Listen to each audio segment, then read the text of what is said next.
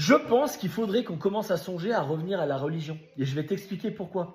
Tu sais, j'ai toujours été du genre à prendre des décisions dans ma vie si j'arrive à les expliquer par la logique. Et là, la logique, qu'est-ce qu'elle me dit? Elle me dit, bah, tu vois ces élites qui nous disent comment vivre notre vie. Tu vois, ils nous disent, mettez des masques, on met des masques, confinez-vous, on se confine, mangez 5 fruits et légumes par jour, on mange 5 fruits et légumes par jour. Parce qu'ils sauraient des choses qu'on ne sait pas. Tu vois.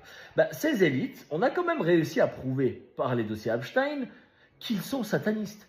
On a montré qu'ils font des rituels satanistes. Donc ça prouve que Satan existe quelque part. Mais si Satan existe, ça veut dire qu'ils sont opposés aussi. Donc Dieu existe. Donc ça répondrait, bon, un peu rapidement, je te l'accorde, à la question, est-ce que Dieu existe? Mais ce que ça fait surtout, quand on regarde la façon dont ils nous disent de vivre notre vie, comment ils nous disent de manger, ce qu'ils nous disent sur le mariage, sur l'éducation des enfants, sur comment prendre soin de son corps, etc., l'alcool, la sexualité, enfin bref, sur tout ça, et qu'on regarde des résultats, on n'a jamais été autant sous antidépresseurs.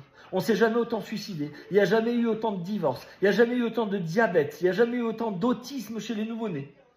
Et bien, je me dis, moi, je ne veux pas de ça.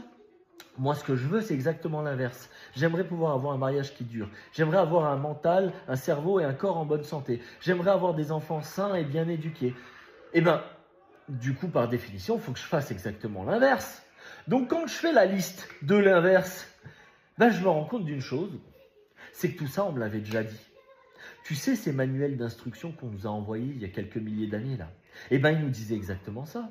Sur la pudeur, sur la chasteté, sur comment manger, comment dormir, comment être en couple, comment éduquer nos enfants.